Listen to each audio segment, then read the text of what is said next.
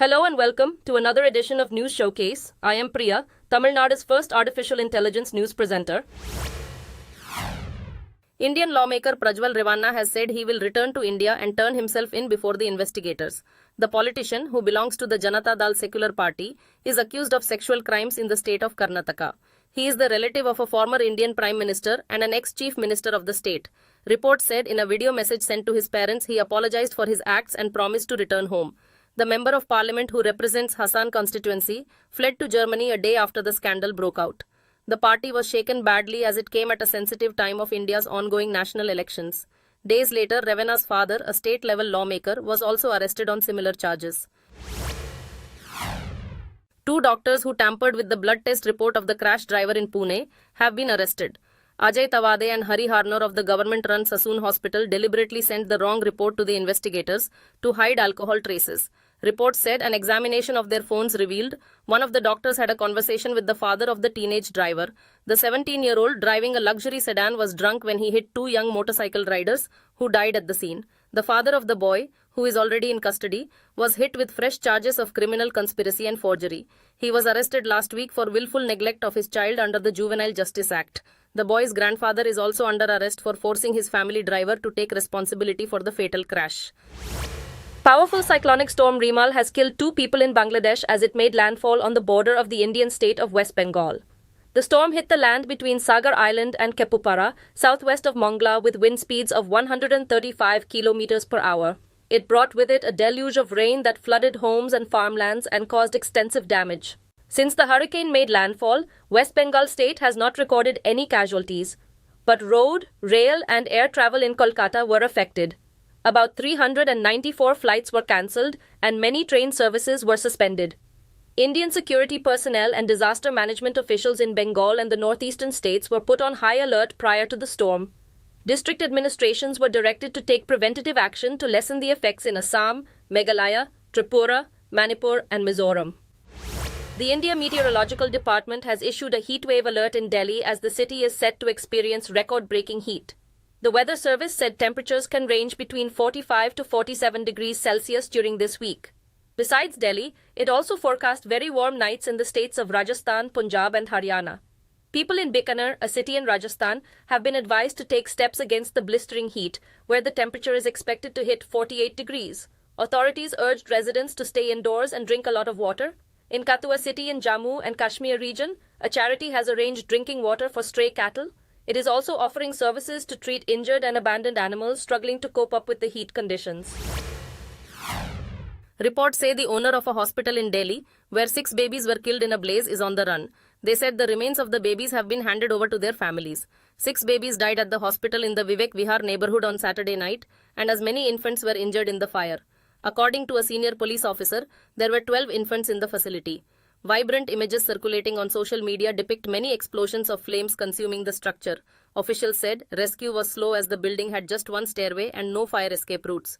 It was set up between congested residential buildings and access to it was difficult. An investigation is on to find out the cause of the blaze and if the hospital followed safety regulations. Swati Maliwal, a lawmaker with the AAP, attended a court session which heard the bail plea of a man she accused of assaulting her.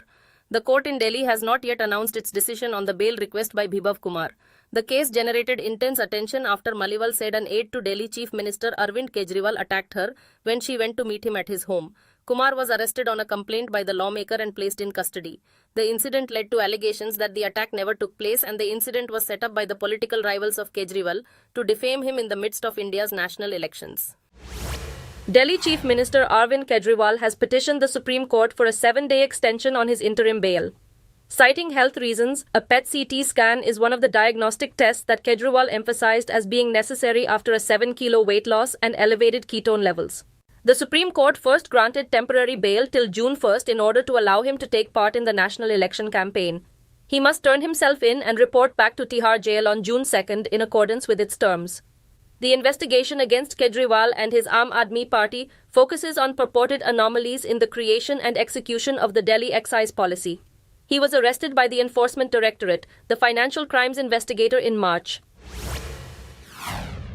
India and France held their annual joint military exercise Shaki in India's Meghalaya state, which marks a significant partnership in improving the tactical skills of the troops. During the drill, troops practiced multi-domain operations under the mandate of the United Nations. The exercise, which began earlier this month in Umroi, is the 7th edition.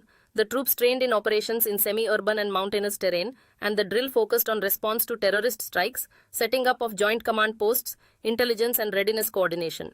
The war games are conducted alternatively in India and France, and the other exercises between the two nations are Varun, Garuda and Desert Knight. India and France have a long history of military cooperation, and India has inducted France's top-of-the-line Rafale fighter jets in its air force. The Indian Oil Corporation has handed over a hydrogen-powered fuel cell bus to the Indian Army for trials amid plans to use fuel cell technology for public transportation. The energy company has procured 15 green hydrogen-powered buses from Tata Motors in the joint initiative. General Manoj Pandey, Chief of the Army Staff, received the bus, which highlighted the long-standing partnership between the Army and Indian Oil Corporation. The partnership reflects the government's green hydrogen mission of 2023, with the oil company developing the technology for green hydrogen production in collaboration with Tata Motors. The India Oil Corporation described the handover of the bus as a momentous moment, which marks the start of the army switching to non-fossil fuel for its buses. One of the world's largest container ships has made a port of call at the Mundra port in Gujarat. It is the first time the port, which is India's largest, has received a ship of this size. The port is operated by Adani Ports and Special Economic Zone, owned by Indian billionaire Gautam Adani. The ship, MSC Anna, which docked on Sunday, is roughly the length of 4 football fields, which has a staggering capacity of 19,200 TEUs. No other port in India is big enough to dock a ship of this scale, and its arrival highlights the port's capacity to efficiently handle a large volume of cargo. Spanning over 35,000 acres, it is India's largest commercial port, equipped with deep draft and all-weather capabilities. A blast at a refugee camp outside Rafah has left scores dead or injured, according to the Gaza Health Ministry, which is run by Hamas. According to the Israel Defense Forces, the area's Hamas facility was the target of an airstrike, and it said it was examining the incident. Earlier in the day, Hamas fired 8 rockets from Rafah, the first long-range assaults on Tel Aviv since January. Videos taken in the southern Gaza Strip depict a massive explosion and fierce flames. According to Hamas, an Israeli airstrike struck a camp for Palestinian refugees northwest of Rafah, far from recent combat activities in an area designated as a humanitarian safe haven. It states that among the deceased are women and children. Tornadoes and storms tore through central U.S. regions, demolishing homes and knocking out power to hundreds of thousands, killing at least 15 people.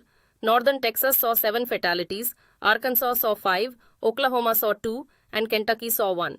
On Sunday, there were numerous injuries and about 500,000 people without power in multiple states. Twisters shut down a highway close to Dallas, toppled trucks, and left tens of thousands of people without power across the region. Officials said more than one-third of the counties in Texas are currently under a disaster designation. According to Cook County authorities in Texas, the death toll included 3 members of the same family as well as 2 children, ages 2 and 5. The National Weather Service warned of strong wind and hail for everyone in its path as the storm system started to move east by Sunday afternoon. A video of lengthy lines of climbers on Mount Everest has gone viral on social media. According to the New York Post, the climbers were left trapped after British mountaineer Daniel Patterson and his Nepali Sherpa Pastanji were struck by sliding ice while descending from the top. The video shared by an Indian climber showed himself waiting in the queue while dozens of others tried to reach the top last week. The pair fell down towards a very vertical rock on Hillary Step, a steep rock wall close to the peak. It is considered the most dangerous because the oxygen concentrations and air pressure at this altitude are insufficient for humans. Concerns about Everest's overcrowding have been voiced by numerous environmentalists and mountaineers, but it has not ended the rush to reach the top. Thank you for watching. I am Priya, Tamil Nadu's first artificial intelligence news presenter. Do tune in, same time tomorrow, for a roundup of the latest news and updates in India and around the world.